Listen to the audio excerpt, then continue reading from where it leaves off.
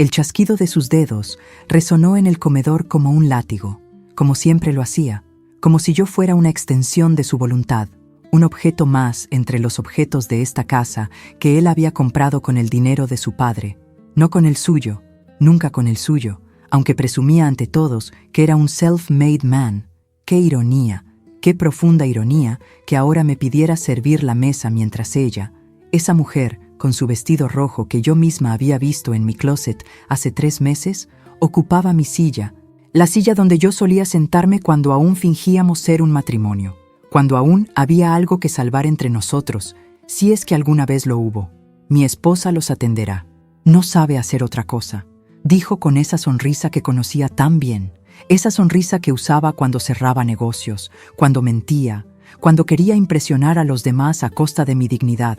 Y los 12 hombres sentados alrededor de la mesa miraron hacia abajo, incómodos, especialmente los japoneses, especialmente el señor Nakamura, cuya mirada evitaba la mía con una intensidad que revelaba más de lo que él hubiera querido, porque claro, él me conocía de otra vida, de otra versión, de mí misma que mi esposo jamás había conocido ni querido conocer. Tomé la bandeja de plata, esa bandeja que habíamos recibido como regalo de bodas de mi pobre madre que había muerto creyendo que yo era feliz, que había hecho una buena elección, que este hombre me amaría como ella quiso que me amaran.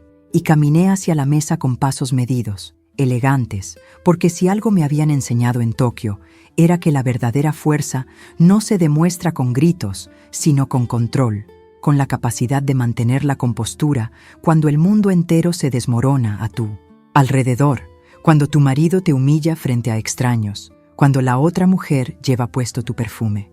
Los inversionistas alemanes conversaban sobre las cifras del contrato, $2 millones, una suma obscena para un proyecto que mi esposo apenas comprendía, porque yo había leído los documentos que él dejaba tirados en su estudio, había visto los números que no cuadraban, las proyecciones infladas, las mentiras disfrazadas de optimismo empresarial, y sabía, con esa certeza que solo da el conocimiento, que todo esto se desmoronaría en 6 meses, tal vez menos, tal vez mucho menos si los inversionistas descubrían la verdad. Rápido, nuestros invitados están esperando. Volvió a chasquear los dedos y ella, la amante, sonrió con esa sonrisa de quien cree que ha ganado algo, de quien piensa que ocupar la silla de otra mujer es un logro, un triunfo, cuando en realidad es apenas un paréntesis en una historia que aún no ha terminado de escribirse, que aún tiene capítulos por revelar, giros inesperados que ni ella ni él pueden anticipar. Serví el primer plato frente al señor Nakamura, despacio, con la reverencia apropiada, con ese gesto de inclinación que él reconocería inmediatamente, porque en Japón todo es lenguaje, todo comunica algo más allá de las palabras, y vi cómo sus ojos se abrían apenas 1 milímetro, ese milímetro que significaba sorpresa, reconocimiento, tal vez alarma, y entonces me incliné más cerca, lo suficiente para que solo él pudiera escucharme, y susurré en japonés perfecto: Nakamura-san, hace mucho tiempo que no nos vemos. Los números de la página 12 del contrato están inflados en un 40%. Los activos reales de la empresa son un 60% menores de lo declarado. Vi cómo su rostro cambiaba, cómo la máscara de cortesía profesional se agrietaba apenas, cómo sus dedos se tensaban alrededor de los palillos que había pedido especialmente, porque mi esposo, en su arrogancia, había asumido que todos comerían con tenedor, que todos se adaptarían a su manera de hacer las cosas, sin considerar que tal vez, solo tal vez, respetar las costumbres de los demás era también una forma de cerrar negocios. Continué sirviendo, plato tras plato, con esa elegancia que mi esposo atribuía a mi inutilidad, a mi falta de propósito, más allá de ser un adorno en su vida, cuando en realidad era el resultado de años de entrenamiento, de noches estudiando hasta el amanecer en la biblioteca de la Universidad de Tokio, de presentaciones ante ejecutivos que realmente sabían lo que hacían, no como él, no como este hombre que había heredado un apellido y creía que eso era suficiente para conquistar el mundo. Los inversionistas británicos discutían sobre la logística del proyecto, sobre los tiempos de entrega, sobre las garantías, y mi esposo asentía con esa confianza vacía de quien no tiene idea de lo que está prometiendo, de quien firma contratos sin leer las cláusulas, de quien delega en otros el trabajo duro y luego se atribuye el mérito, como había hecho con mi tesis de MBA, que él había presentado como propia en una conferencia en Ciudad de México, creyendo que yo nunca me enteraría, que yo era demasiado tonta para notar que mis palabras salían de su boca. Me moví alrededor de la mesa como un fantasma, invisible para la mayoría, excepto para Nakamura-san, cuyos ojos me seguían con esa mezcla de curiosidad y preocupación que yo recordaba de nuestros días en Tokio, cuando éramos colegas, cuando trabajábamos juntos en proyectos que realmente importaban, cuando él me respetaba no por ser la esposa de alguien, sino por ser yo misma, por mi capacidad de análisis, por mi visión estratégica, por todas esas cualidades que mi esposo había decidido ignorar.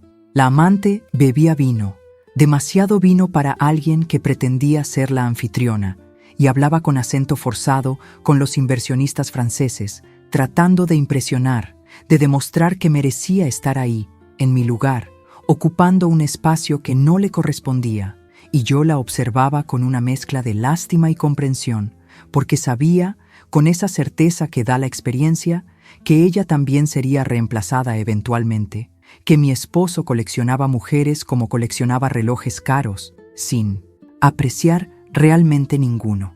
¿Más vino para los señores?, pregunté en mi español perfecto, ese español que había perfeccionado durante años, viviendo en esta ciudad que nunca había sentido como mía, en esta casa que nunca había sido mi hogar, y los inversionistas asintieron, algunos con simpatía, otros con incomodidad, porque todos podían sentir la tensión en el aire, esa electricidad que precede a las tormentas, a los momentos que cambian el curso de las vidas. El contrato estaba sobre la mesa, ese documento de 50 páginas que representaba la culminación de meses de negociaciones, de viajes internacionales, de cenas como esta donde se sellan destinos, donde se firman acuerdos que afectarán a cientos de personas, y mi esposo lo miraba con ojos codiciosos, calculando ya cómo gastaría ese dinero, en qué invertiría, qué lujo se compraría, sin pensar en las responsabilidades, en las obligaciones, en las consecuencias de sus promesas vacías. Regresé a la cocina, ese espacio que se suponía era mi dominio, mi reino, según mi esposo, y respiré profundo, intentando mantener la calma, intentando recordar por qué había decidido hacer esto, por qué había esperado este momento específico, esta cena específica, para revelar lo que sabía, para demostrar que no era la mujer inútil que él describía, que no era simplemente un objeto decorativo en su vida exitosa. 5 años de matrimonio, 5 años de soportar sus desprecios, sus infidelidades apenas disimuladas, sus comentarios sobre mi falta de ambición, sobre cómo había desperdiciado mi educación, sobre cómo debería estar agradecida de que él me mantuviera, de que me diera un techo, como si yo no hubiera contribuido nada, como si mi trabajo invisible de mantener su vida organizada no valiera nada, como si las conexiones que yo había hecho en Japón y que él ahora usaba sin reconocerlo no fueran fundamentales para su supuesto éxito.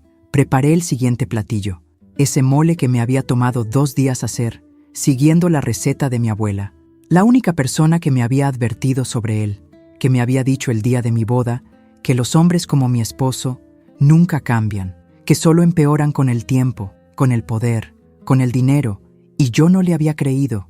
Yo había pensado que era diferente, que lo nuestro era especial, que él me amaba de verdad. Qué ingenua había sido, qué terriblemente ingenua, creyendo que el amor era suficiente, que mi dedicación sería valorada, que algún día él me vería realmente, no como un accesorio, sino como una persona completa, con sueños, con ambiciones, con una historia que existía antes de él y que continuaría existiendo después de él, porque sí, había un después. Lo había estado planeando durante meses, durante todos esos días en que él creía que yo pasaba el tiempo viendo televisión o almorzando con amigas. Los inversionistas chinos hablaban sobre las oportunidades en el mercado asiático, sobre cómo México era una plataforma perfecta para expandirse, y mi esposo asentía como si entendiera algo de lo que decían, cuando yo sabía que él apenas podía ubicar Shanghái en un mapa, que su conocimiento del mundo se limitaba a los lugares donde había ido de vacaciones, a los hoteles de 5 estrellas donde se hospedaba, a las experiencias prefabricadas para turistas ricos que nunca realmente conocen un lugar.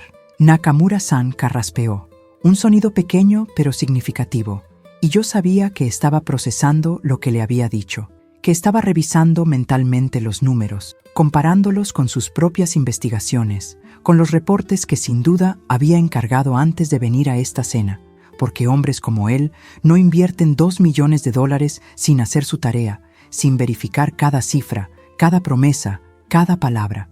La amante rió, una risa artificial que resonó en el comedor, y mi esposo le sonrió con esa mirada que yo conocía tan bien, esa mirada que alguna vez había sido para mí, en aquellos primeros días, cuando todavía fingía interesarse en mis opiniones, en mis sueños de trabajar en consultoría internacional, de viajar por el mundo, de hacer una diferencia, sueños que él había ido apagando sistemáticamente con comentarios casuales sobre cómo eso no era apropiado para una esposa, sobre cómo mi lugar estaba en casa, sobre cómo debería pensar en tener hijos, hijos que nunca llegaron, no porque no pudiera, sino porque yo me había asegurado de que no llegaran, porque traer un niño a este matrimonio, a esta farsa, hubiera sido la mayor crueldad, hubiera sido condenar a un ser inocente a crecer viendo cómo su padre humillaba a su madre, cómo trataba a las mujeres como objetos intercambiables, cómo mentía y manipulaba para conseguir lo que quería. Regresé al comedor con la siguiente ronda de platillos, y esta vez me acerqué a los inversionistas alemanes, esos hombres serios con sus trajes impecables y sus modales formales, y mientras servía, comenté en alemán fluido. El análisis de riesgo que recibieron omite factores críticos. Los permisos ambientales están en disputa legal. Las fechas de entrega son imposibles de cumplir. Vi la sorpresa en sus rostros, ese momento de shock cuando se dan cuenta de que la mujer que su socio potencial trata como sirvienta habla su idioma perfectamente, que entiende de negocios, que sabe exactamente de qué están hablando, y uno de ellos, el mayor, con canas en las sienes y ojos grises penetrantes, me miró con una expresión que mezclaba respeto y curiosidad, como preguntándose quién era yo realmente, qué hacía ahí, por qué permitía este tratamiento.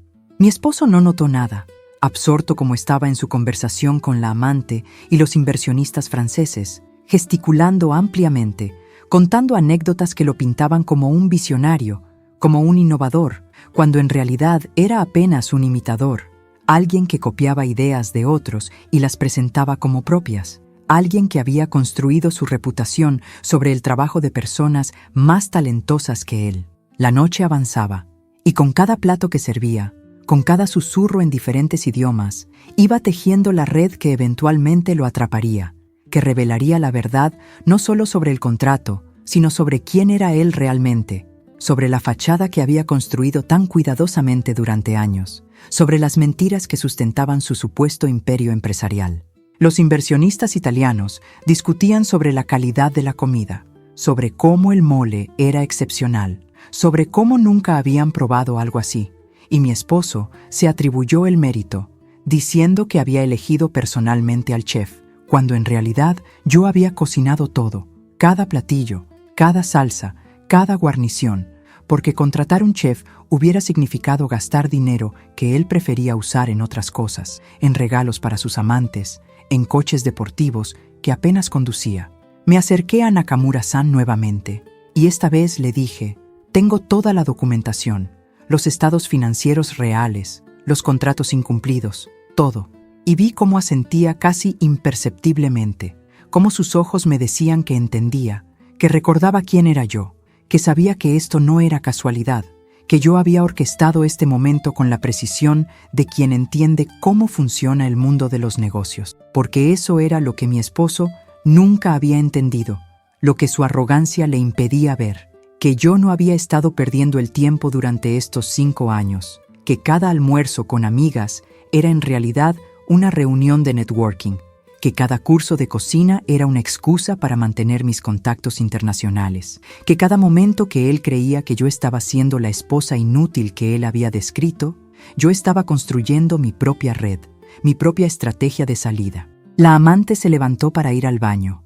tambaleándose ligeramente por el vino, Y mi esposo aprovechó para hablar de negocios más directamente, para presionar por la firma del contrato esa misma noche, sin darles tiempo a los inversionistas para pensarlo, para revisarlo con sus abogados, para hacer la debida diligencia que cualquier inversionista serio haría antes de comprometer $2 millones.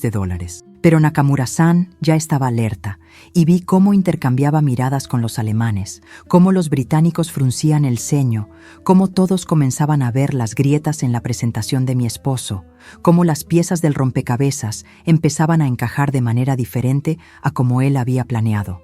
Serví el postre, ese flan de vainilla que había perfeccionado durante años, y mientras lo hacía, recordé la primera vez que lo había hecho para él, cuando todavía estábamos saliendo, cuando él me había dicho que era el mejor flan que había probado en su vida, cuando todavía fingía apreciar mis esfuerzos, antes de que el matrimonio le diera la licencia para mostrar su verdadero rostro.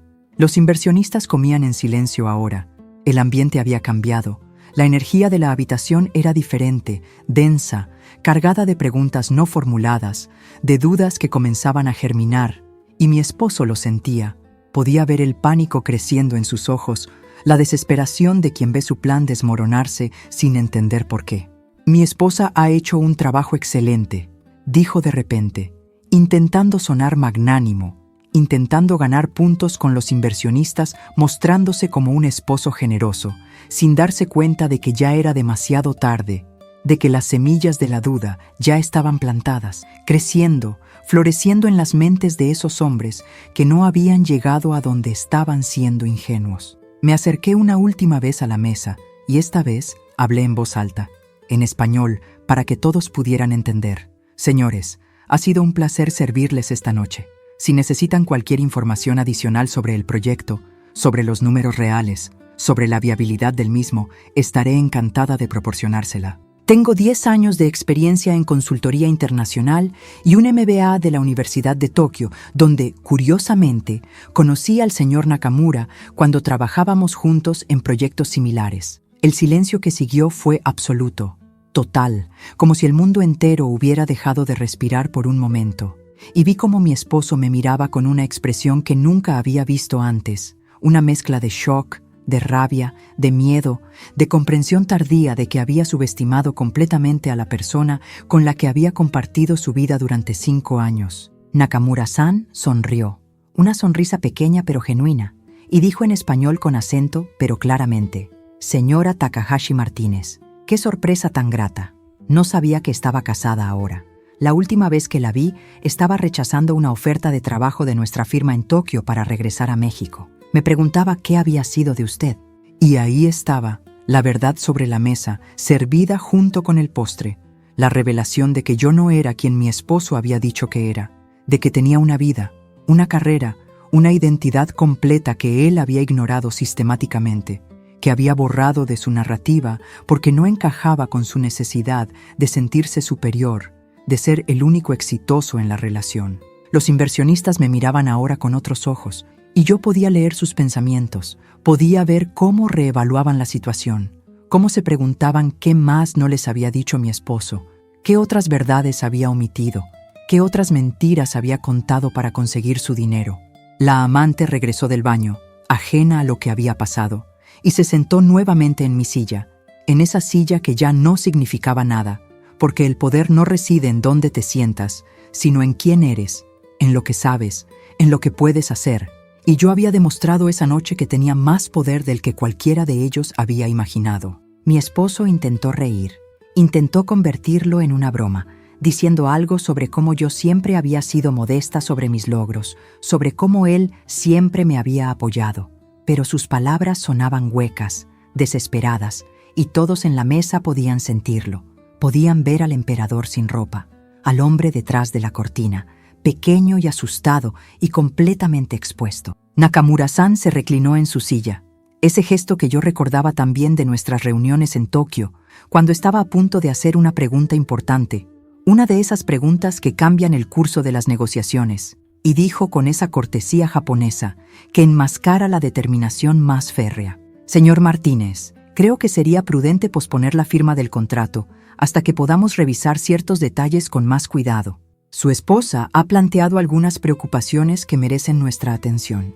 Vi cómo la cara de mi esposo se ponía roja, ese rojo intenso que aparecía cuando perdía el control, cuando las cosas no salían como él quería, y por un momento pensé que iba a explotar, que iba a gritar, que iba a mostrar frente a todos estos inversionistas el temperamento violento que yo conocía tan bien de nuestras discusiones privadas, de esas noches cuando llegaba tarde oliendo a perfume ajeno y yo me atrevía a preguntarle dónde había estado. Pero no podía, no frente a ellos, no frente a estos hombres cuyo dinero necesitaba desesperadamente, cuya aprobación era lo único que se interponía entre él y la bancarrota que yo sabía que se avecinaba, porque había visto los estados de cuenta que dejaba abiertos en su computadora, las cartas de los bancos exigiendo pagos, las facturas vencidas que se acumulaban en su escritorio como evidencia de una vida construida sobre arena. «Por supuesto, Nakamura-san», dijo con voz controlada, demasiado controlada, esa voz que usaba cuando estaba furioso, pero tenía que mantener las apariencias. Aunque debo decir que mi esposa, por más educada que sea, ha estado alejada del mundo de los negocios durante años. Tal vez sus preocupaciones estén basadas en información desactualizada. Sonreí. Esa sonrisa que había perfeccionado durante años de cenas como esta, de eventos sociales donde tenía que fingir que todo estaba bien, que era feliz, que no me importaba ser tratada como un mueble más de la casa. Y dije, tienes razón, querido. Han pasado 5 años desde que trabajé activamente en consultoría. Pero curiosamente, he mantenido mis certificaciones, he seguido los cursos de actualización online y he estado consultando de manera freelance para 3 firmas internacionales bajo mi nombre de soltera, Takahashi. Tal vez algunos de los presentes hayan visto mis análisis de mercado en la revista Financial Times Asia. El silencio otra vez. Ese silencio delicioso que sigue a una revelación importante. Y vi cómo los alemanes intercambiaban miradas, cómo uno de ellos sacaba su teléfono, probablemente para buscar mi nombre, para verificar si lo que decía era cierto. Y lo era. Cada palabra era verdad, porque durante estos 5 años, mientras mi esposo me creía inútil, yo había estado construyendo mi propia carrera en las sombras, usando mi apellido de soltera, trabajando desde casa, ganando mi propio dinero, preparándome para este momento. La amante me miraba con odio puro, y yo podía entender por qué, porque ella había creído que ocupar mi lugar en la mesa era un triunfo, que ser la nueva mujer del hombre que yo estaba dejando atrás era un logro, sin darse cuenta de que estaba heredando un barco hundiéndose, un hombre endeudado hasta el cuello, un futuro que se desmoronaba incluso mientras ella celebraba su supuesta victoria. Los inversionistas británicos comenzaron a hacer preguntas específicas sobre las proyecciones financieras, sobre los permisos, sobre los plazos de entrega, y mi esposo tartamudeaba, buscaba respuestas, miraba sus notas desesperadamente, porque claro, él no sabía realmente nada. Había delegado todo el trabajo técnico en sus empleados, mientras él se concentraba en la parte que le gustaba, en las cenas elegantes, en los viajes de negocios que eran más vacaciones que trabajo, en la imagen de éxito sin la sustancia que la respaldara. Me retiré a la cocina nuevamente, no porque me lo hubieran pedido, sino porque necesitaba un momento para respirar, para procesar lo que estaba sucediendo, para permitirme sentir la satisfacción de ver cómo todo lo que había planeado se desarrollaba exactamente como lo había imaginado, mejor incluso, porque no había anticipado que Nakamura-san estaría entre los inversionistas. Esa coincidencia perfecta, ese golpe de suerte o de destino que hacía todo esto aún más poético. Recordé esa última noche en Tokio, hace 7 años, cuando Nakamura-san y yo habíamos trabajado hasta tarde en una propuesta para un cliente importante, cuando él me había ofrecido una posición permanente en su firma, con un salario generoso, con oportunidades de crecimiento, con todo lo que una joven consultora ambiciosa podría desear, y yo había dicho no. Había dicho que tenía que regresar a México, que había conocido a alguien, que estaba enamorada, que el amor era más importante que la carrera. Qué tonta había sido, qué increíblemente tonta, sacrificando mi futuro por un hombre que nunca me había valorado, que nunca había visto en mí más que un accesorio conveniente, una esposa presentable que podía mostrar en eventos sociales, que podía cocinar para sus invitados, que podía mantener su casa ordenada mientras él construía su imperio de mentiras. Pero tal vez no había sido tan tonta después de todo, porque aquella experiencia, aquel matrimonio fallido, aquellos 5 años de humillación me habían enseñado cosas que ningún MBA podría enseñar, sobre la naturaleza humana, sobre el poder, sobre cómo los hombres como mi esposo operan, sobre sus debilidades, sobre cómo exactamente destruirlos cuando llega el momento apropiado. Escuché voces elevadas en el comedor, mi esposo tratando de defender sus números, los inversionistas presionando, cuestionando, y supe que era momento de regresar, de dar el siguiente paso en esta danza cuidadosamente coreografiada que había estado ensayando en mi mente durante meses. Entré con una bandeja de café, porque los mexicanos siempre ofrecemos café después de la cena. Es parte de nuestra hospitalidad, de nuestra cultura, y mientras servía, los alemanes seguían haciendo preguntas técnicas sobre la cadena de suministro, sobre los proveedores, sobre aspectos del negocio que mi esposo claramente no había considerado con suficiente profundidad. «Disculpe, señora Martínez», dijo el mayor de los alemanes, el de los ojos grises. «Usted mencionó que ha estado trabajando como consultora. ¿Tendría tiempo para revisar estos documentos y darnos su opinión profesional? Por supuesto, le pagaríamos sus honorarios estándar».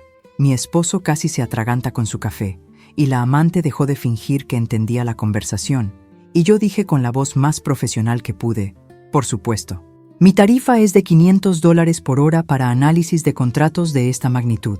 Puedo tener un reporte preliminar listo en 48 horas. $500 por hora, el doble de lo que mi esposo me daba de mesada mensual, como si yo fuera una niña que necesitaba permiso para gastar dinero, como si no hubiera contribuido al patrimonio familiar con mis propios ingresos freelance que él desconocía, que yo había estado guardando secretamente en una cuenta que él nunca había sabido que existía. «Excelente», respondió el alemán, y sacó una tarjeta de presentación, su tarjeta personal, no la de la empresa, y me la entregó con ambas manos, un gesto de respeto que noté y aprecié, porque en el mundo de los negocios internacionales, estos pequeños detalles importan, estos gestos de cortesía que mi esposo nunca había aprendido porque asumía que su encanto superficial era suficiente. Nakamura-san intervino entonces. «Yo también estaría interesado en sus servicios, señora Takahashi. Nuestra firma está expandiéndose en Latinoamérica y necesitamos consultores que entiendan tanto la cultura asiática como la mexicana. ¿Podríamos programar una reunión la próxima semana para discutir una colaboración más permanente?» Permanente. Esa palabra resonó en el comedor como una campana, como una promesa, como la puerta a una nueva vida que se abría frente a mí mientras la antigua se cerraba definitivamente. Y miré a mi esposo.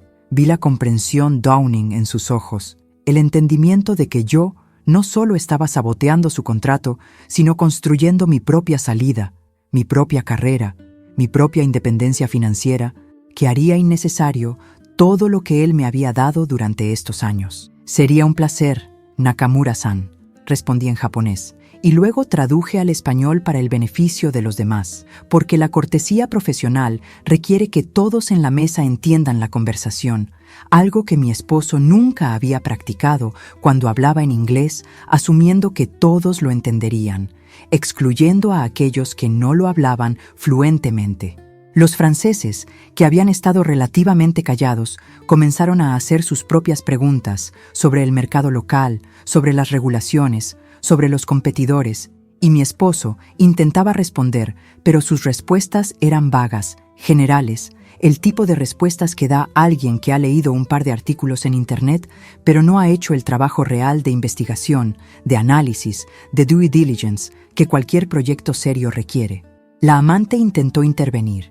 Intentó defender a mi esposo, diciendo algo sobre cómo él era un visionario, sobre cómo no debían preocuparse por los detalles técnicos, sobre cómo el éxito requiere tomar riesgos, y vi cómo los inversionistas la miraban con una mezcla de diversión y desdén, porque estos eran hombres que habían construido fortunas siendo cuidadosos con los detalles, siendo meticulosos, siendo todo lo opuesto a lo que ella estaba sugiriendo. «Con todo respeto, señorita», dijo uno de los británicos, con ese acento impecable que hace que incluso los insultos suenen corteses. Nosotros no invertimos basándonos en visiones, sino en números concretos, en planes ejecutables, en socios que entienden profundamente sus propios proyectos. Y en este momento, la única persona en esta mesa que parece tener ese entendimiento es la señora Martínez. Señora Martínez, no la esposa, no la mujer que sirve, sino señora Martínez. Un título de respeto, de reconocimiento profesional, y sentí algo que no había sentido en 5 años, algo que había olvidado que era posible sentir. Orgullo, genuino orgullo en mí misma, en lo que había logrado, en quién era más allá de mi relación con este hombre que había intentado definirme, limitarme, reducirme a un rol que nunca me había quedado bien. Mi esposo se puso de pie abruptamente, su silla raspando el piso de madera que yo había pulido esa misma mañana, y dijo: «Necesito hablar con mi esposa, en privado, ahora».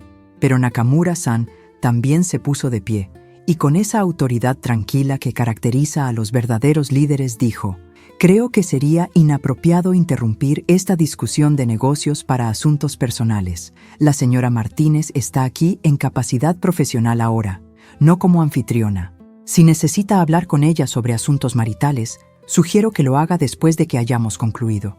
El poder había cambiado de manos en esa habitación, de manera sutil pero definitiva, como un río que cambia de curso lentamente, y luego de repente todo el paisaje es diferente, y mi esposo lo sintió.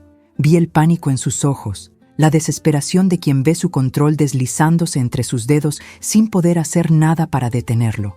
Me senté a la mesa, no en mi antigua silla que la amante todavía ocupaba, sino en la silla vacía al lado de Nakamura-san, la silla que uno de los asistentes había dejado libre, y saqué mi teléfono personal que contenía todos mis contactos profesionales, todos mis proyectos, toda la evidencia de la vida paralela que había estado viviendo mientras mi esposo creía que yo pasaba mis días viendo novelas. «Señores», dije con voz clara y profesional, «tengo acceso a información relevante para su evaluación de este proyecto. Tengo análisis de mercado que realicé hace 3 meses cuando mi esposo me pidió que echara un vistazo a los documentos, sin saber que yo haría un análisis completo y profesional. Tengo contactos con los proveedores mencionados en el contrato. Tengo información sobre proyectos similares que han fallado en este mercado y los motivos de su fracaso». Los inversionistas se inclinaron hacia adelante, interesados, comprometidos, y mi esposo se hundió en su silla, derrotado, mientras la amante lo miraba confundida, sin entender completamente qué estaba pasando, sin comprender que estaba presenciando el fin de una era, el colapso de un castillo de naipes que había tardado años en construirse y minutos en desmoronarse. Porque eso es lo que sucede cuando construyes tu vida sobre mentiras, cuando subestimas a las personas a tu alrededor, cuando asumes que tu carisma superficial es suficiente para compensar tu falta de sustancia.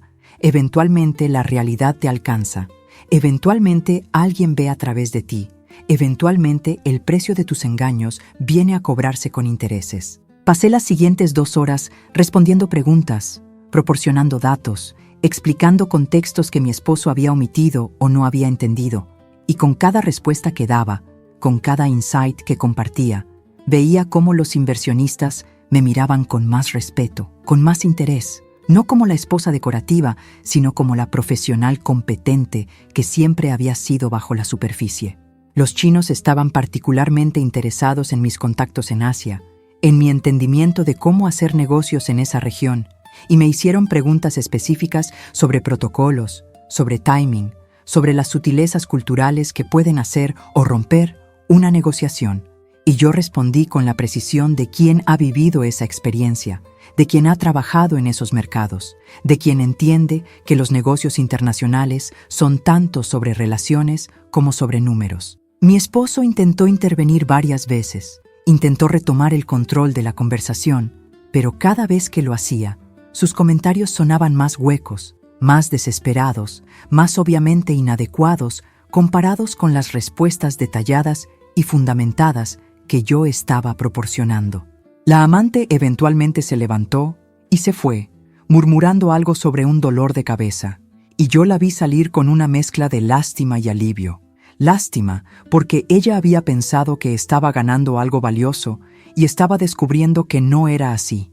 Alivio, porque su presencia, su existencia misma, ya no me afectaba, ya no me dolía, porque yo había trascendido ese dolor, lo había transformado en determinación, en fuerza, en esta noche que estaba viviendo. Nakamura-san pidió más información sobre mis proyectos actuales, sobre mis clientes, y yo le hablé sobre el trabajo que había hecho para una firma en Singapur, sobre el análisis de mercado que había completado para una empresa en Brasil, sobre las consultorías que había realizado siempre desde la sombra, siempre bajo mi nombre de soltera, siempre manteniendo esa parte de mi vida separada de mi matrimonio, porque sabía, en algún nivel profundo, que algún día la necesitaría. ¿Por qué nunca mencionó esto?, preguntó uno de los franceses, genuinamente curioso. ¿Por qué permitió que su esposo la presentara como alguien sin experiencia profesional? Y esa era la pregunta, ¿verdad? La pregunta que yo misma me había hecho durante años. ¿Por qué había permitido esta farsa? ¿Por qué había aceptado este rol? ¿Por qué no había confrontado a mi esposo antes? Y la respuesta era compleja, enredada en cuestiones de autoestima, de esperanza de que las cosas mejorarían, de miedo a la confrontación, de todas esas razones por las que las mujeres toleramos situaciones que sabemos que no son saludables. Porque, dije lentamente, eligiendo mis palabras con cuidado, estaba esperando el momento correcto. En los negocios, como en la vida, el timing es todo. Y esta noche, con todos ustedes aquí, con este contrato sobre la mesa, con la oportunidad de revelar no solo la verdad sobre este proyecto, sino sobre quién soy realmente, me pareció el momento perfecto. Los inversionistas asintieron, algunos con aprobación, otros con comprensión, todos con un nuevo nivel de respeto que podía sentir físicamente, como un cambio en la presión del aire, como una energía que fluía hacia mí en lugar de alejarse de mí como había sido durante los últimos 5 años. Mi esposo estaba callado ahora, completamente callado, y cuando lo miré, vi algo en sus ojos que nunca había visto antes, algo que me tomó un momento identificar. Miedo, verdadero miedo, no del fracaso del contrato, sino de mí, de lo que yo era capaz de hacer, de cómo había jugado este juego largo y paciente, y ahora estaba cobrando mi victoria. Los alemanes preguntaron si estaría dispuesta a liderar una consultoría completa del proyecto, no solo para ellos, sino para todos los inversionistas potenciales, una auditoría independiente que determinaría si valía la pena proceder y bajo qué términos. Y cuando mencionaron la cifra que estaban dispuestos a pagar por ese trabajo, vi cómo mi esposo se ponía pálido, porque era más de lo que él me había dado en todo nuestro matrimonio. Era un reconocimiento monetario concreto de mi valor profesional.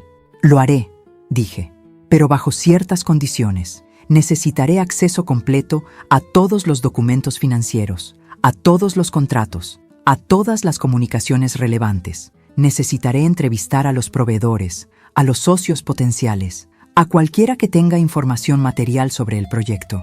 Y necesitaré independencia completa para reportar mis hallazgos, sin interferencia de ninguna de las partes interesadas. Miraba directamente a mi esposo cuando dije esto último, y él entendió el mensaje, entendió que estaba exigiendo acceso a información que él había mantenido cuidadosamente oculta, no solo de los inversionistas, sino de mí. Documentos que revelarían la verdadera extensión de sus problemas financieros, de sus deudas, de sus fracasos pasados que había maquillado cuidadosamente para mantener su imagen de éxito. Por supuesto, dijeron los inversionistas casi al unísono, y comenzaron a discutir los detalles, los plazos, las entregas, y yo participaba en la conversación con la facilidad de quien ha hecho esto 1000 veces, quien conoce el lenguaje, quien entiende el juego, y sentí como si estuviera despertando de un sueño largo y confuso, como si estuviera recordando quién había sido antes de este matrimonio, antes de convertirme en la sombra de mí misma que había sido durante 5 años. La reunión continuó hasta pasada la medianoche, y con cada hora que pasaba, sentía cómo mi antigua vida se desprendía de mí como una piel vieja, como algo que había usado pero que ya no me servía, ya no me definía, y en su lugar emergía esta nueva versión, o tal vez no tan nueva. Tal vez era simplemente quien siempre había sido debajo de las capas de sumisión y silencio que había adoptado para mantener la paz, para evitar conflictos, para ser la esposa perfecta que nunca había querido ser, realmente. Los inversionistas finalmente comenzaron a despedirse, uno por uno, cada uno entregándome su tarjeta, cada uno expresando interés en trabajar conmigo directamente, y yo las recibía con ambas manos, con la reverencia apropiada, con la profesionalidad que había cultivado durante años, pero que había mantenido escondida como un secreto vergonzoso, como algo que debía ocultar para no amenazar la frágil masculinidad de mi esposo. Nakamura-san fue el último en irse, y antes de salir, me dijo en japonés, lo suficientemente bajo para que solo yo pudiera escuchar. Siempre supe que tomarías el camino correcto eventualmente. Solo lamento que haya tomado tanto tiempo. La oferta que hice hace 7 años sigue en pie, con mejores términos ahora. Llámame cuando estés lista. Cuando estés lista, no si estás lista, porque él podía ver lo que yo apenas estaba comenzando a admitirme a mí misma, que este matrimonio había terminado, que no había vuelta atrás, que algo fundamental se había roto esta noche y no podía ser reparado, ni siquiera si yo quisiera repararlo, que ya no quería. La puerta se cerró detrás del último inversionista y quedamos solos, mi esposo y yo, en este comedor que había sido el escenario de tantas cenas, tantas conversaciones superficiales, tantos momentos de fingir que éramos felices, que éramos un equipo, que éramos algo más que 2 extraños compartiendo un espacio y llamándolo matrimonio. El silencio se extendió entre nosotros, denso y pesado, cargado con 5 años de cosas no dichas, de resentimientos acumulados, de pequeñas crueldades que se habían vuelto rutina, y yo esperaba a que él hablara primero, porque sabía que lo haría, que no podría contenerse, que la rabia que había estado controlando toda la noche finalmente explotaría ahora que no había testigos. ¿Qué demonios fue eso? Finalmente gritó, su voz rebotando en las paredes, y yo me pregunté cómo no había escuchado antes esa nota de histeria, esa desesperación apenas contenida que ahora era tan obvia, tan claramente audible. ¿Qué mierda acabas de hacer?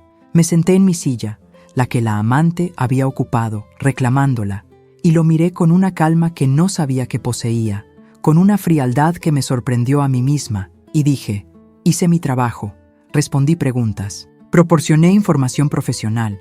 ¿No es eso lo que querías? ¿Una esposa útil?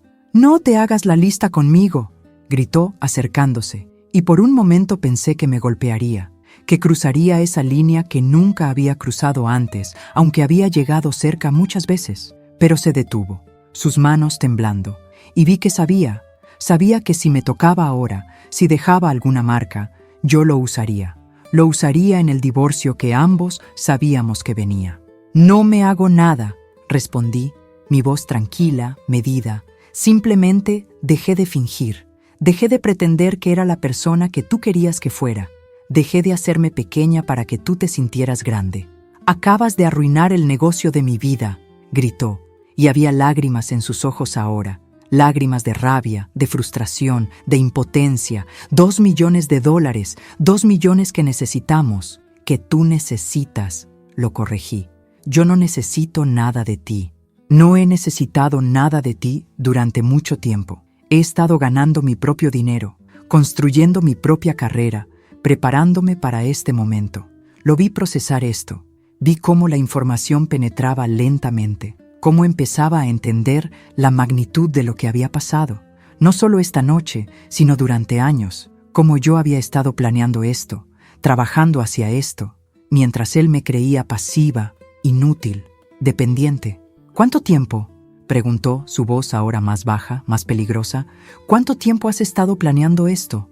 Desde la primera vez que me fuiste infiel, dije, y vi cómo se sobresaltaba, porque pensaba que yo no sabía, que sus aventuras eran secretas, que era lo suficientemente inteligente para esconderlas. Desde que llegaste a casa oliendo a su perfume y me dijiste que había sido una cena de negocios. Desde que vi los cargos en la tarjeta de crédito, las flores que nunca llegaron a casa, los hoteles donde nunca nos hospedamos juntos. Eso fue hace 4 años, susurró, y en su voz había algo como miedo, como comprensión de que había subestimado completamente a la persona con la que compartía su vida.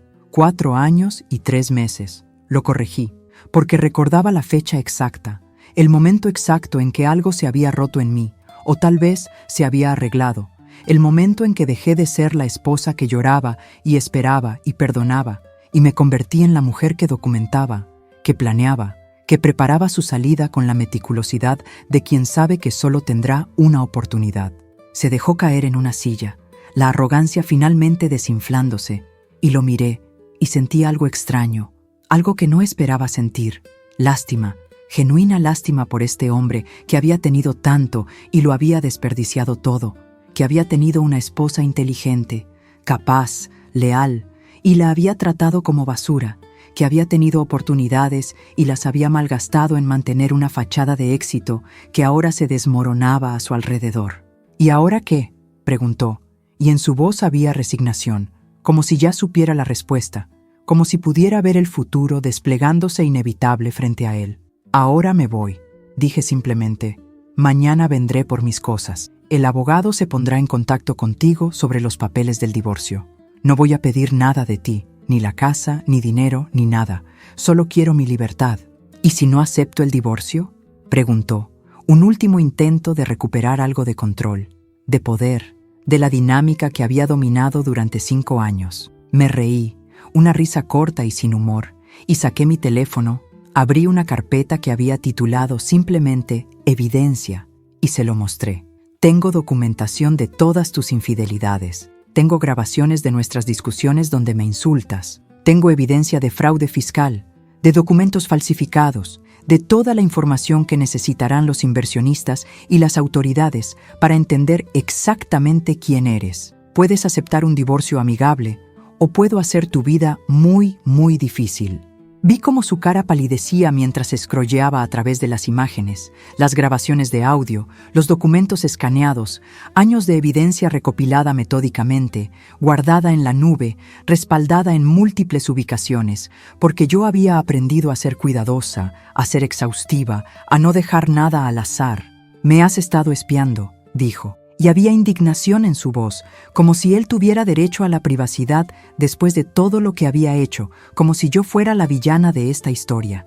Te he estado protegiendo, respondí, protegiendo mi futuro, asegurándome de que cuando llegara el momento de irme, pudiera hacerlo limpiamente, sin que intentaras destruirme como has intentado destruir a otros que se interpusieron en tu camino. Me levanté. Recogí mi bolso, ese bolso que había preparado esa mañana con copias de documentos importantes, con efectivo, con todo lo que necesitaría para no tener que volver, y caminé hacia la puerta, y con cada paso sentía como si me volviera más ligera, como si estuviera dejando atrás no solo un matrimonio, sino años de dolor, de humillación, de ser menos de lo que era. ¿A dónde vas?, preguntó, y en su voz había pánico ahora, pánico real, porque quizás estaba empezando a entender que sin mí, sin mi trabajo invisible de mantener su vida organizada, de cubrir sus errores, de hacer que todo funcionara mientras él tomaba el crédito, iba a ser muy difícil mantener la ilusión de éxito. A un hotel, dije. Y luego, quién sabe, tal vez acepte la oferta de Nakamura-san, tal vez me mude a Tokio, tal vez me quede en México y construya mi propia firma de consultoría. El punto es que ahora tengo opciones. Tengo un futuro que no depende de ti, que no requiere tu aprobación o tu permiso. Abrí la puerta y el aire fresco de la noche me golpeó y respiré profundo, llenando mis pulmones con la libertad que había estado negándome durante tanto tiempo, y escuché su voz detrás de mí, una última súplica. No hagas esto, podemos arreglarlo, puedo cambiar. Me volteé a mirarlo una última vez, este hombre al que había amado una vez, o creído amar, o querido amar porque eso era lo que se suponía que debía hacer, y dije, no, no puedes, y lo que es más importante, yo ya no quiero que lo hagas, ya no te quiero en mi vida de ninguna forma.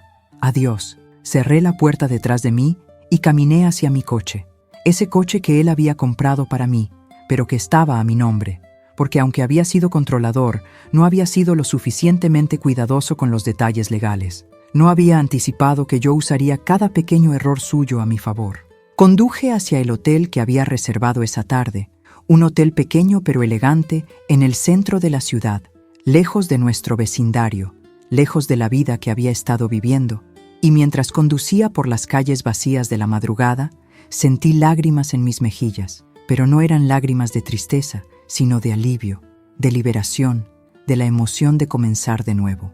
La recepcionista del hotel me saludó con profesionalismo, sin hacer preguntas sobre por qué una mujer llegaba sola a las 2 de la mañana con solo un bolso, y yo le agradecí esa discreción con una propina generosa, con el dinero que había ganado yo misma, con mi propio trabajo, no con su dinero, nunca más con su dinero. La habitación era simple pero limpia, con una cama grande y blanca que se veía infinitamente acogedora después de la tensión de la noche, y me dejé caer en ella todavía vestida, todavía con el vestido negro que había elegido esa mañana pensando que sería mi armadura, mi uniforme de batalla, y había sido exactamente eso. Mi teléfono comenzó a sonar, su nombre apareciendo en la pantalla una y otra vez, y después de la quinta llamada lo apagué completamente, porque no tenía nada más que decirle, nada más que escuchar, y necesitaba este silencio, esta paz, este momento de estar completamente sola sin ser lonely, sin sentir la soledad como algo negativo, sino como un espacio para mí misma que había estado negándome durante demasiado tiempo. Pensé en Nakamura-san, en su oferta, en la posibilidad de regresar a Japón, a esa vida que había dejado atrás, porque pensé que el amor era más importante, porque pensé que el sacrificio era noble, porque no entendía entonces que sacrificarte por alguien que no te valora no es amor, sino autodestrucción. Pensé en los inversionistas, en sus tarjetas de presentación que ahora estaban en mi bolso, en las oportunidades que representaban, en el trabajo que me habían ofrecido, en el respeto que me habían mostrado en esas pocas horas, más respeto del que mi esposo me había mostrado en 5 años. Pensé en mi madre, muerta hace 3 años, sin saber que su hija era infeliz, porque yo había sido tan buena fingiendo, tan convincente en mi actuación de esposa contenta, y me pregunté si ella había sabido de todas formas, si las madres siempre saben, si había muerto preocupada por mí, pero sin atreverse a decir nada porque sabía que yo no estaba lista para escuchar.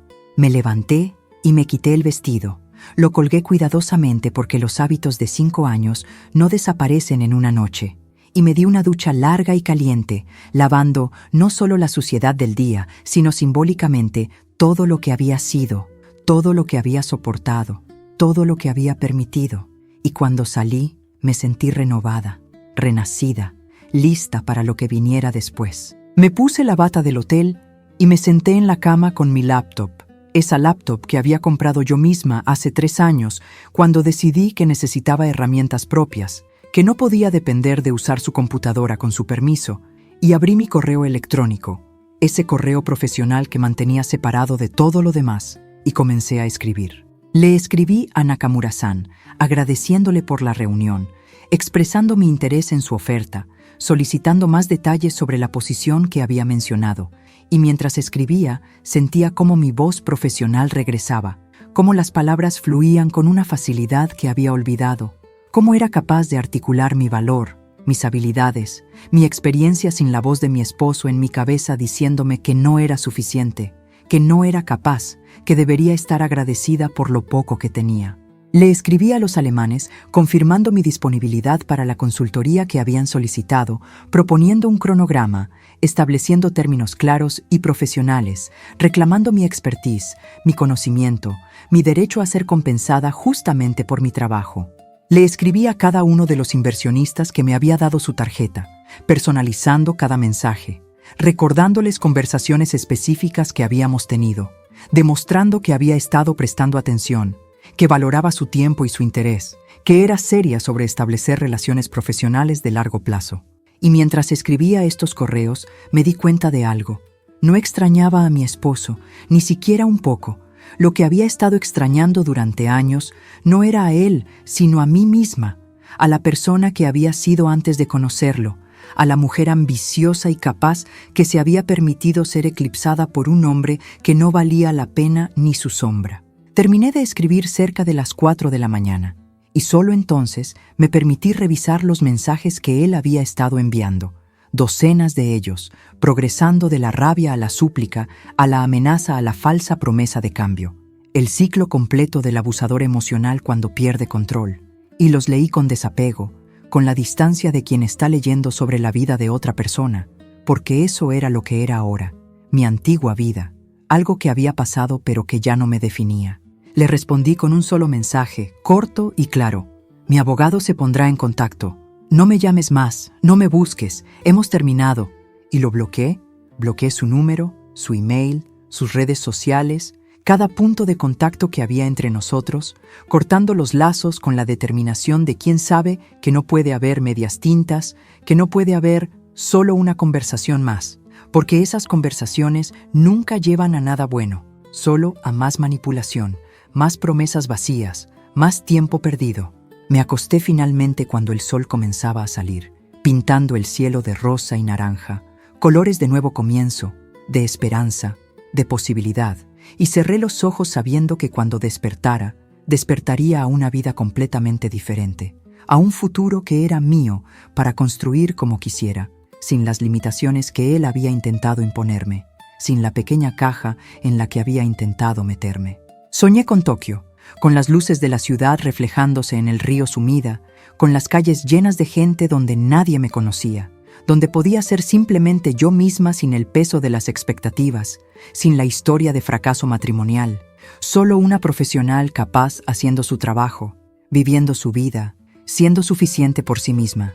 Desperté al mediodía, desorientada por un momento, sin reconocer la habitación, y luego todo regresó, la cena, la confrontación, la decisión, y en lugar del pánico que podría haber esperado, sentí calma, certeza, la convicción de que había hecho lo correcto, de que no había vuelta atrás ni la quería.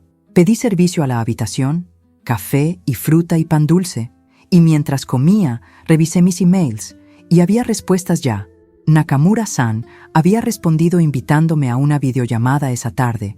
Los alemanes habían enviado los contratos para la consultoría. Otros inversionistas expresaban interés en trabajar conmigo, y me di cuenta de que en menos de 24 horas había construido más de lo que había tenido en 5 años de matrimonio. La videollamada con Nakamura-san fue exactamente lo que necesitaba, profesional pero cálida, llena de posibilidades pero sin presión, y hablamos durante casi 2 horas sobre el trabajo que su firma estaba haciendo en Latinoamérica, sobre los desafíos que enfrentaban, sobre cómo alguien con mi perfil, con mi entendimiento dual de las culturas asiática y mexicana, sería invaluable para ellos. Y mientras hablaba sentía cómo mi confianza profesional regresaba como una marea, como algo que había estado ahí todo el tiempo esperando ser liberado. «Puede trabajar desde México inicialmente», me dijo. «Establecer nuestra oficina aquí, construir el equipo, y luego, si lo desea, podría considerar periodos en Tokio, entrenar al personal, estar más involucrada en las operaciones globales. Pero entiendo que después de lo que acaba de pasar, quizás necesite estabilidad, necesite quedarse en un lugar conocido mientras procesa todo». Su consideración me conmovió. Esta comprensión de que yo no era solo una empleada potencial, sino una persona pasando por una transición difícil. Y pensé en cómo mi esposo jamás había mostrado ese nivel de empatía, esa capacidad de ver más allá de lo que yo podía hacer por él y considerar lo que yo necesitaba para mí misma. «Aprecio eso», le dije, «y tiene razón. Creo que quedarme en México por ahora es lo mejor. Tengo asuntos que resolver, un divorcio que finalizar, una vida que reconstruir. Pero la idea de volver a Tokio eventualmente, de reconectarme con esa parte de mi vida, es muy atractiva». Discutimos términos, salario, beneficios, y cuando mencionó la cifra que estaban dispuestos a pagar, tuve que hacer un esfuerzo consciente para no mostrar mi sorpresa, porque era 3 veces lo que mi esposo ganaba, o decía que ganaba, porque ahora me preguntaba cuánto de lo que me había dicho sobre sus ingresos era real y cuánto era otra mentira más en la montaña de mentiras que había construido. «Necesitaré algunos días para pensarlo», dije, aunque ya sabía cuál sería mi respuesta, porque la oportunidad era demasiado buena para dejarla pasar, pero también sabía que aceptar demasiado rápido podría parecer desesperado, y quería mantener mi poder de negociación, quería establecer desde el principio que esta sería una relación profesional entre iguales, no yo siendo rescatada, sino yo siendo contratada porque era la mejor persona para el trabajo. «Por supuesto», respondió Nakamura-san, «tómese todo el tiempo que necesite. La oferta estará abierta. Mientras tanto, si le interesa, podríamos comenzar con algunos proyectos de consultoría, pagarle por proyecto mientras decide si quiere comprometerse a tiempo completo. Así puede probar cómo es trabajar con nosotros nuevamente, y nosotros podemos demostrarle que valoramos su experiencia». Era perfecto, era exactamente lo que necesitaba, flexibilidad sin compromiso inmediato, la oportunidad de reconstruir mi carrera paso a paso, de recuperar mi confianza profesional gradualmente, y acepté inmediatamente, discutiendo los primeros proyectos que podría abordar, sintiendo la emoción de volver a hacer lo que amaba, lo que era buena haciendo, lo que me había definido antes de que el matrimonio me redefiniera como algo menor. Después de la llamada, me vestí con cuidado, ropa profesional que había comprado en secreto durante el último año, guardada en el closet de invitados que mi esposo nunca abría, y me miré en el espejo y casi no reconocí a la mujer que me devolvía la mirada, porque había algo diferente en mis ojos, algo más fuerte, más determinado, como si hubiera cruzado un umbral y no hubiera forma de regresar. Tenía una cita con el abogado a las 3, una mujer que una amiga me había recomendado hace meses cuando finalmente confesé que mi matrimonio estaba en problemas, aunque no confesé la magnitud completa de los problemas. No confesé que estaba planeando mi escape con la meticulosidad de una operación militar, porque algunas cosas deben mantenerse en secreto hasta que sea seguro revelarlas. La oficina de la abogada estaba en Polanco, en un edificio elegante pero no ostentoso, y cuando entré a su oficina, me recibió con una sonrisa profesional pero genuina, y me ofreció café, agua, lo que necesitara, y me senté en la silla frente a su escritorio y respiré profundo y dije: quiero divorciarme de mi esposo, y quiero hacerlo rápido. Pasamos las siguientes 2 horas revisando mi situación, los documentos que había recopilado, la evidencia de infidelidad, de abuso emocional, de fraude financiero, y vi cómo sus ojos se ampliaban mientras revisaba todo, mientras veía el caso que yo había construido, meticuloso, exhaustivo, irrefutable. «Esto es impresionante», dijo finalmente. «No solo la cantidad de evidencia, sino la calidad, la organización. La mayoría de mis clientes llegan con algunas fotos borrosas y mensajes de texto. Usted tiene documentación que podría sostener no solo un divorcio, sino posibles cargos criminales». «No quiero cargos criminales», dije rápidamente. «Solo quiero salir, rápido y limpio. No quiero su dinero, no quiero sus propiedades. Solo quiero mi libertad y quiero asegurarme de que no pueda lastimarme financiera o legalmente después». La abogada asintió, haciendo notas, y dijo: «Dado lo que tiene aquí, puedo garantizar que obtendrá exactamente eso. De hecho, con esta evidencia, podríamos presionar por mucho más, podríamos dejarlo con prácticamente nada, pero entiendo que quiere cerrar este capítulo, no prolongarlo con una batalla legal extensa». «Exactamente», confirmé. «Cada día que esto continúe es un día más que él está en mi vida de alguna forma. Quiero cortar todos los lazos lo más rápido posible». Discutimos la estrategia, los plazos, los documentos que necesitaría firmar, y cuando salí de su oficina 2 horas después, me sentía más ligera, como si al poner el proceso legal en movimiento, hubiera dado el paso final, el que haría oficial lo que ya sabía en mi corazón: que mi matrimonio había terminado, que no había vuelta atrás, que estaba realmente libre. Decidí ir a la casa mientras sabía que mi esposo estaría en el trabajo, o donde fuera que pasara sus días ahora que el contrato con los inversionistas estaba en peligro, y conduje por las calles familiares con una sensación de irrealidad, como si estuviera visitando un lugar donde solía vivir hace mucho tiempo, no hace apenas 24 horas. La casa se veía diferente a la luz del día, más pequeña de alguna forma, menos imponente, y cuando abrí la puerta y entré, el silencio me golpeó. Ese silencio que había llenado tantos días cuando él estaba fuera y yo estaba sola, supuestamente perdiendo el tiempo, supuestamente siendo inútil, cuando en realidad estaba trabajando, estudiando, construyendo mi futuro en secreto. Fui directamente a mi closet, o lo que había sido mi closet, y saqué las maletas grandes, las que habíamos usado para nuestra luna de miel en Europa, ese viaje que había sido hermoso superficialmente, pero donde ya había visto señales, pequeñas crueldades, comentarios despectivos que había ignorado porque estaba enamorada, o pensaba que estaba enamorada, o quería estar enamorada porque eso era lo que se suponía que debía sentir.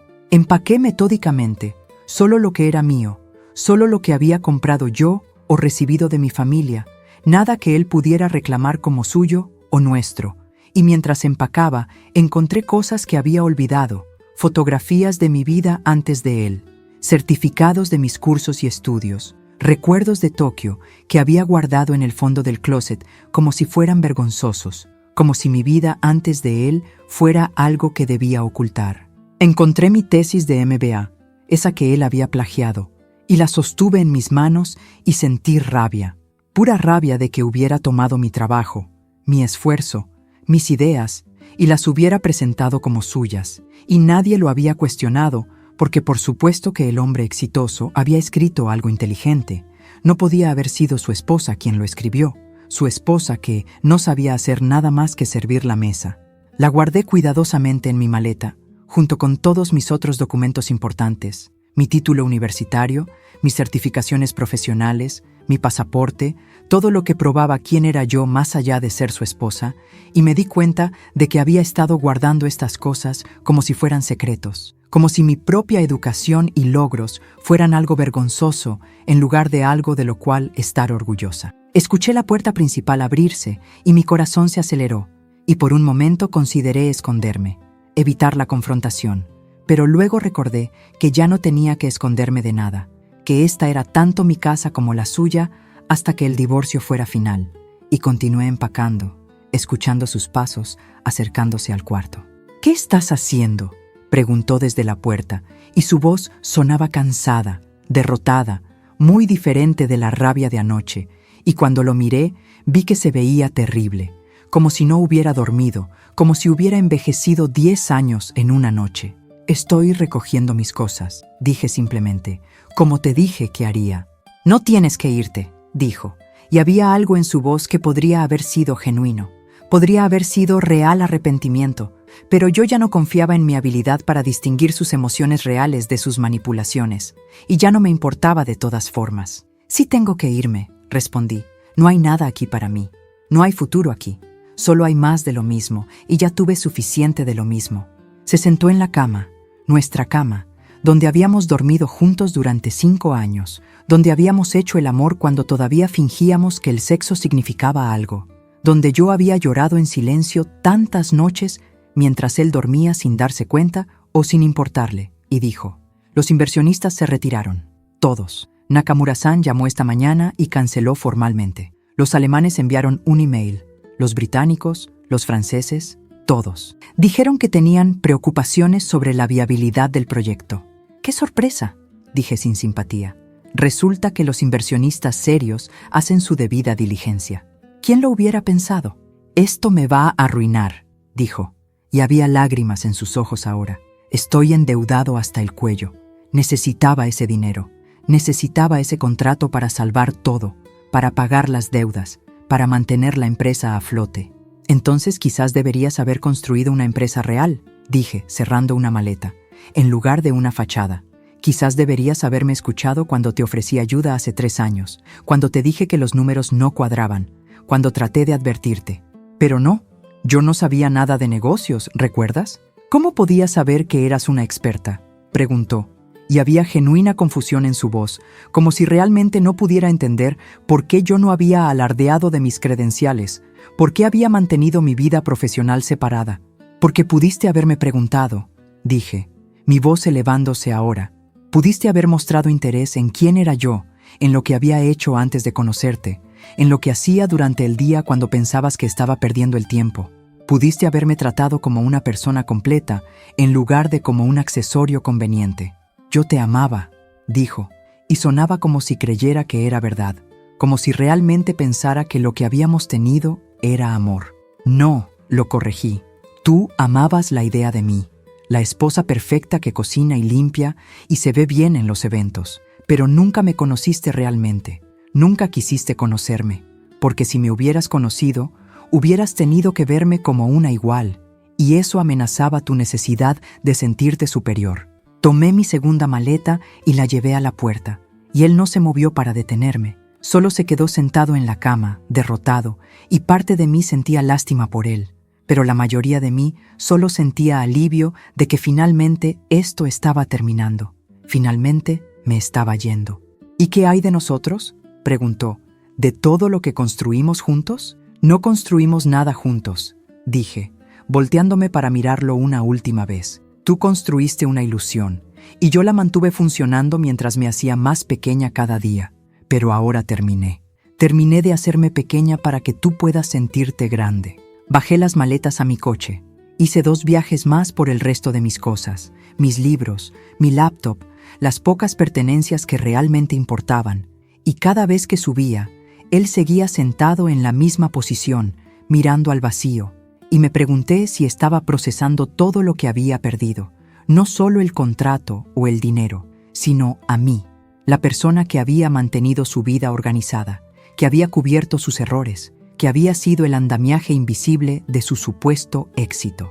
En mi último viaje, me detuve en la puerta del cuarto y dije: vas a estar bien, eres bueno para reinventarte, para encontrar nuevas oportunidades, nuevas personas que usar. Solo espero que aprendas algo de esto, que trates mejor a la siguiente, aunque lo dudo.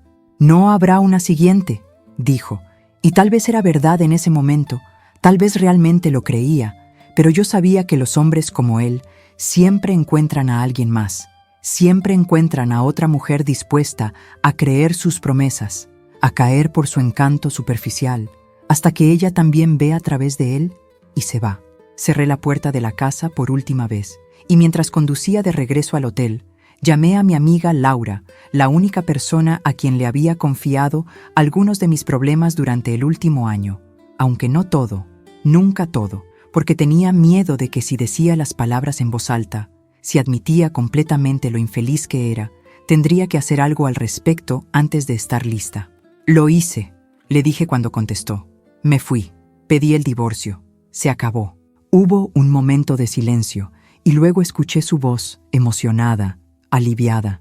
¡Ay, Dios mío! Finalmente, ¿estás bien? ¿Dónde estás? ¿Necesitas algo? Y hablamos durante todo el camino de regreso al hotel, y le conté todo, la cena, la confrontación, Nakamura-san, la oferta de trabajo. Todo salió en un torrente de palabras que había estado conteniendo durante tanto tiempo, y ella escuchaba y hacía los sonidos apropiados de shock y apoyo y orgullo. Y cuando finalmente colgué, me sentía menos sola. Me sentía como si tuviera un ancla en esta nueva realidad que estaba construyendo. De regreso en el hotel, abrí mi laptop y comencé a trabajar en el primer proyecto que Nakamura-san me había enviado, un análisis de mercado para una expansión potencial en Colombia. Y mientras trabajaba, sentí cómo mi cerebro se despertaba, cómo las partes de mí, que habían estado dormidas durante 5 años, volvían a la vida, como un músculo atrofiado que lentamente recuerda cómo moverse. Trabajé hasta tarde en la noche, perdida en el flujo del análisis, en la investigación, en la síntesis de información. Y cuando finalmente miré el reloj, eran las 2 de la mañana y tenía hambre. No había comido nada desde el desayuno, pero me sentía más viva de lo que me había sentido en años. Pedí servicio a la habitación y mientras esperaba la comida, revisé mi email y había un mensaje de los alemanes, confirmando que habían recibido mis términos para la consultoría y estaban de acuerdo, y adjuntaban el contrato para mi revisión, y lo abrí y lo leí cuidadosamente. Cada cláusula, cada término, porque ahora que estaba construyendo mi propia carrera, necesitaba ser cuidadosa, necesitaba protegerme, necesitaba asegurarme de que nadie más tomaría ventaja de mí. El contrato era justo, generoso incluso, y lo firmé digitalmente y lo envié de vuelta, y con ese clic oficializaba mi regreso al mundo profesional, mi reentrada a la arena donde alguna vez había sido exitosa y volvería a serlo, donde mi valor era reconocido y compensado apropiadamente. La comida llegó, sopa de tortilla y quesadillas, comida mexicana que me recordaba a mi abuela, a mi madre, a las mujeres de mi familia que habían sido fuertes a su manera, que habían soportado sus propias dificultades con gracia y determinación. Y mientras comía pensaba en ellas, en cómo estarían orgullosas de mí por finalmente pararme por mí misma, por finalmente valorarme lo suficiente para irme. Mi teléfono vibró con un mensaje de texto de un número desconocido, y cuando lo abrí, era de la amante, la mujer que había ocupado mi silla en la cena, y decía: necesitamos hablar, sobre él, sobre lo que hiciste, sobre todo. Consideré ignorarlo, consideré bloquear el número y olvidarme de que existía, pero algo en mí, quizás curiosidad, quizás un sentido de responsabilidad hacia otra mujer que estaba siendo engañada, me hizo responder: ¿qué quieres? Encontrarnos mañana. Café, por favor. Hay cosas que necesitas saber y cosas que yo necesito entender. Dudé, mi dedo sobre el teclado, porque ¿qué podríamos tener que decirnos ella y yo? ¿Qué conexión podría haber entre la esposa que se va y la amante que se queda? Pero luego pensé que quizás ella merecía saber en lo que se estaba metiendo. Quizás yo podía ahorrarle algo del dolor que yo había experimentado. Está bien, escribí finalmente. Mañana a las 10, café Ginebra en la zona rosa, pero solo 1 hora. Gracias, respondió inmediatamente, y me pregunté qué había pasado en las últimas 24 horas que la había hecho querer hablar conmigo, qué había visto o descubierto que la había hecho cuestionar lo que pensaba que sabía.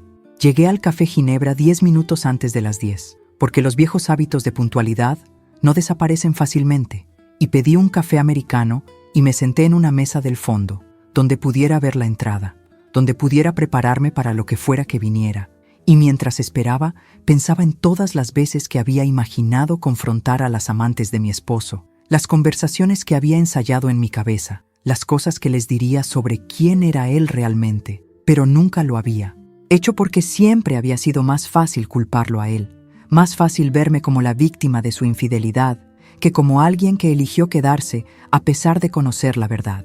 Ella llegó exactamente a las 10, puntual también, y se veía diferente sin el vestido rojo, sin el maquillaje dramático, más joven de lo que había parecido en la cena, tal vez 25 o 26, casi 10 años menor que yo, y cuando me vio, dudó por un momento, como si considerara huir, pero luego se acercó con pasos determinados y se sentó frente a mí sin pedir permiso. «Gracias por venir», dijo, y su voz temblaba ligeramente. Nerviosismo o miedo, o quizás arrepentimiento, difícil de saber. «Sé que no tienes ninguna razón para querer hablar conmigo». «No», concordé, «no tengo ninguna razón, pero aquí estoy». «¿Qué es lo que necesitas saber?». Se mordió el labio, un gesto juvenil que me recordó cuán joven era realmente, cuán fácil debe haber sido para mi esposo manipularla, presentarse como el hombre exitoso y sofisticado, cuando en realidad era apenas un niño grande jugando a ser importante. Y dijo, «¿Cuánto de lo que dijo sobre ti era mentira?». La pregunta me sorprendió por su directness, por su honestidad, y me recliné en mi silla y consideré cómo responder, cuánto revelar, cuánto de mi dolor, compartir con esta mujer que había sido cómplice, aunque tal vez inconsciente, en mi humillación. «Todo», dije finalmente, «todo lo que te dijo sobre mí era mentira. No soy inútil, no soy una carga, no desperdicié mi educación, no paso mis días viendo televisión o gastando su dinero. Tengo un MBA de una universidad prestigiosa en Japón. He estado trabajando como consultora internacional durante años. Gano mi propio dinero, probablemente más que él ahora que su empresa está colapsando». Vi cómo procesaba esto, cómo sus ojos se ampliaban con cada revelación, y continuó. «Me dijo que no entendías sus ambiciones, que te habías conformado con ser ama de casa, que él necesitaba a alguien que lo inspirara, que lo desafiara, que estuviera a su nivel profesionalmente». Me reí, una risa sin humor, porque por supuesto que eso era lo que le había dicho, la narrativa que justificaba su infidelidad, que lo pintaba como el héroe incomprendido en lugar del mentiroso y manipulador que era.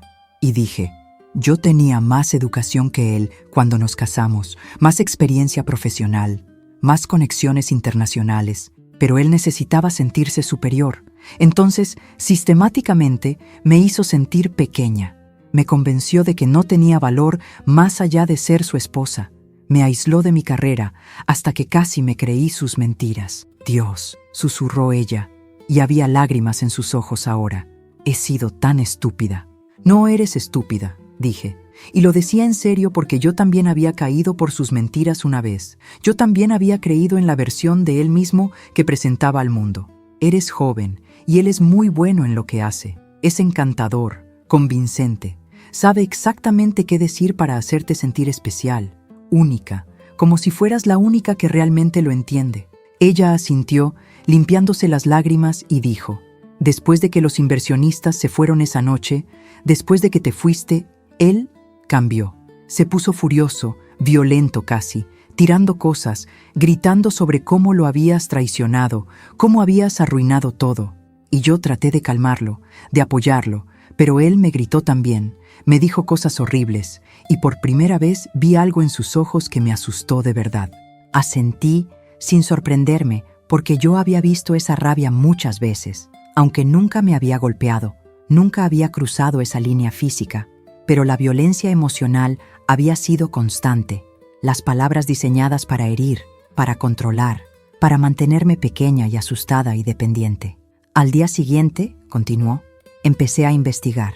Busqué tu nombre, encontré tu trabajo, tus publicaciones en revistas especializadas, tus perfiles profesionales, y me di cuenta de que todo lo que me había dicho sobre ti era mentira. Y si mintió sobre eso, sobre algo tan fundamental, ¿sobre qué más ha mentido? Sobre todo, dije suavemente, miente sobre todo. Sus ingresos, su éxito, sus logros, la mitad de los proyectos que menciona nunca existieron o fracasaron, y él reescribió la historia. Está endeudado hasta el cuello. La casa está hipotecada más allá de su valor. Los coches son leasing. Todo es fachada.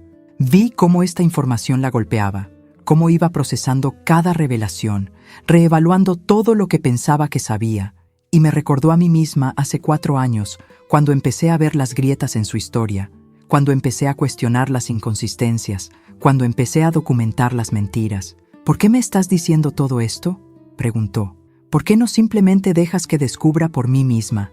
Yo ocupé tu lugar, fui parte de tu dolor. Porque, dije, y tuve que pensar en esto, tuve que ser honesta conmigo misma sobre mis motivaciones, porque no eres mi enemiga.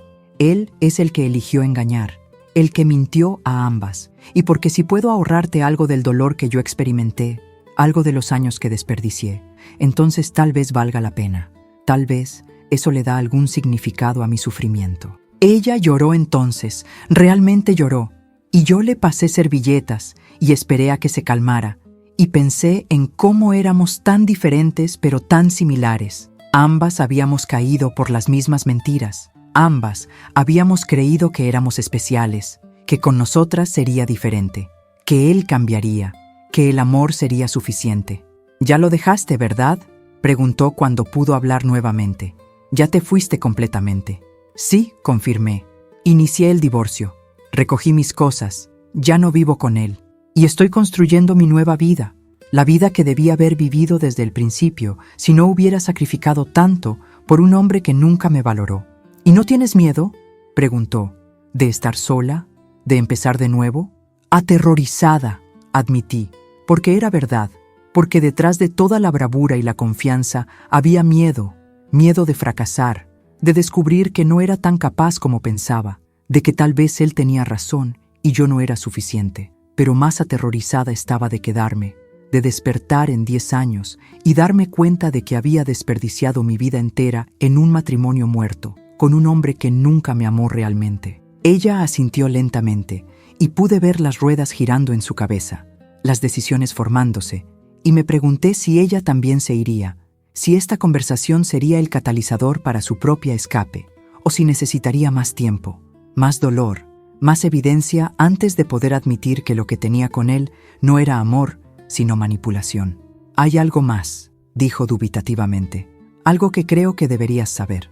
Esperé, sintiendo una tensión en mi estómago, porque cuando alguien dice eso, nunca es algo bueno, nunca es una revelación feliz, y ella continuó. «La noche de la cena, antes de que llegaras al comedor, lo escuché hablando por teléfono, con alguien sobre dinero, sobre un préstamo que necesitaba urgentemente, sobre cómo el contrato con los inversionistas era su última oportunidad antes de que todo colapsara. Y mencionó tu nombre. Dijo algo sobre tus cuentas, sobre dinero que había estado moviendo. Mi sangre se enfrió, porque yo tenía cuentas que él no conocía, o pensaba que no conocía, cuentas donde había estado guardando mi dinero de consultoría, mi fondo de escape, y si él había accedido a ellas de alguna manera, si había robado ese dinero, entonces mi plan cuidadoso de independencia financiera se desmoronaba. «¿Cuándo fue esto?», pregunté, tratando de mantener mi voz calmada. «¿Cuánto escuchaste exactamente?». «Hace 3 días», dijo, y no escuché mucho porque se dio cuenta de que estaba ahí y colgó rápidamente. pero mencionó el nombre de un banco, algo sobre transferencias, sobre acceso conjunto a cuentas.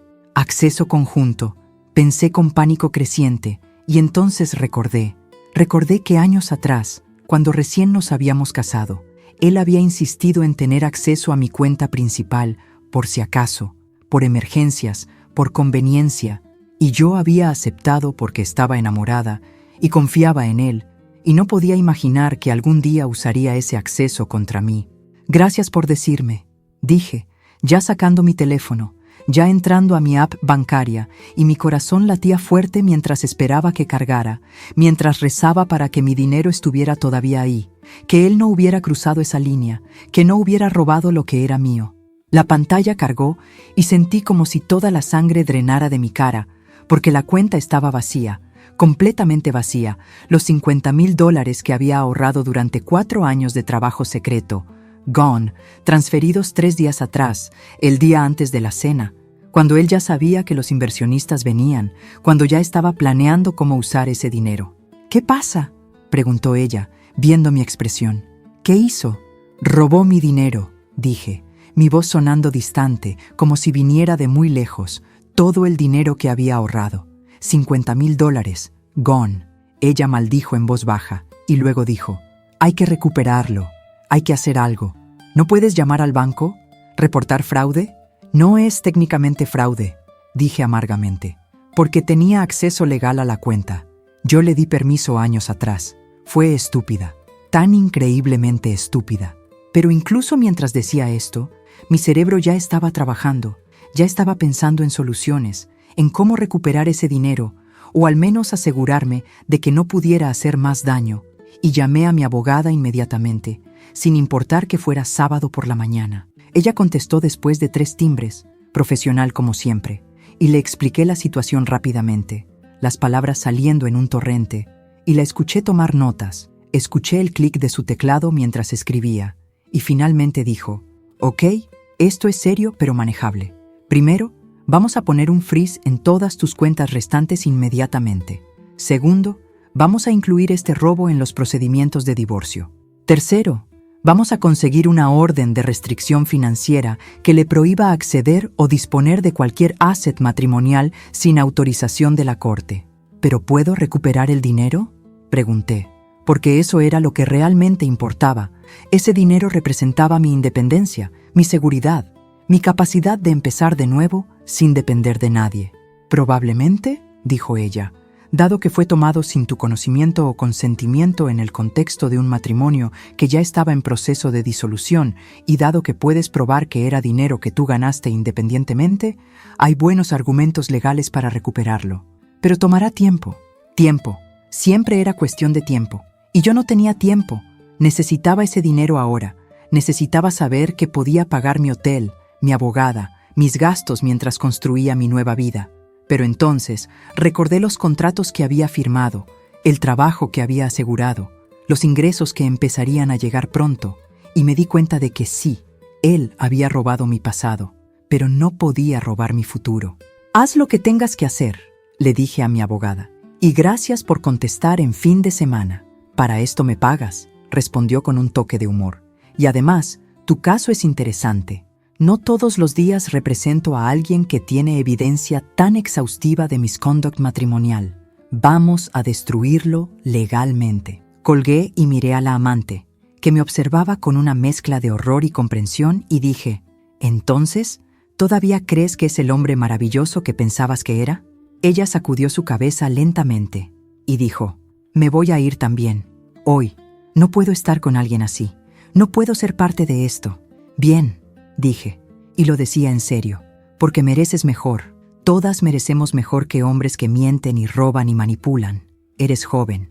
Tienes tiempo de reconstruir, de aprender de esto, de no cometer los mismos errores que yo cometí. Nos quedamos en silencio por un momento, 2 mujeres conectadas por el mismo hombre terrible, y luego ella preguntó, ¿crees que hay otros?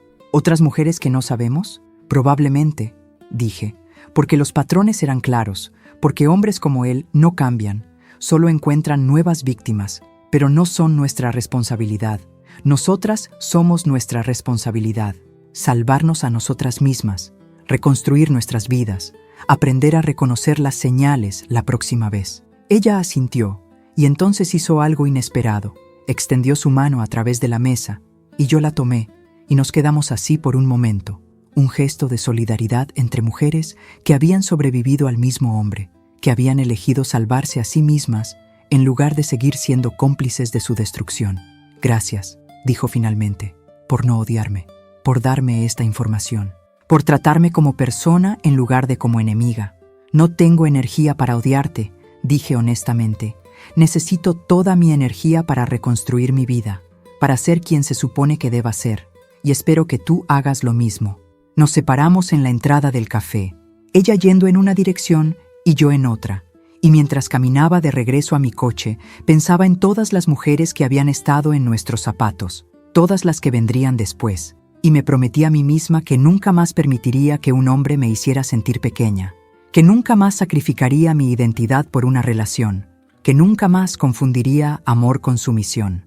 De regreso en el hotel, pasé el resto del día trabajando en el proyecto para Nakamura-san, y el trabajo me ayudó a no pensar en el dinero robado, en la traición, en cómo había sido tan cuidadosa con todo, excepto con proteger mis finanzas, y me juré que nunca más cometería ese error, que nunca más daría a nadie acceso a mis recursos sin salvaguardas apropiadas. Mi teléfono sonó cerca de las 6 de la tarde, un número desconocido, y consideré no contestar, pero algo me hizo responder, y era uno de los inversionistas británicos de la cena, el que había sido particularmente vocal sobre sus preocupaciones. Señora Martínez, dijo con su acento impecable, disculpe molestarla en sábado, pero me preguntaba si estaría disponible para una consulta urgente.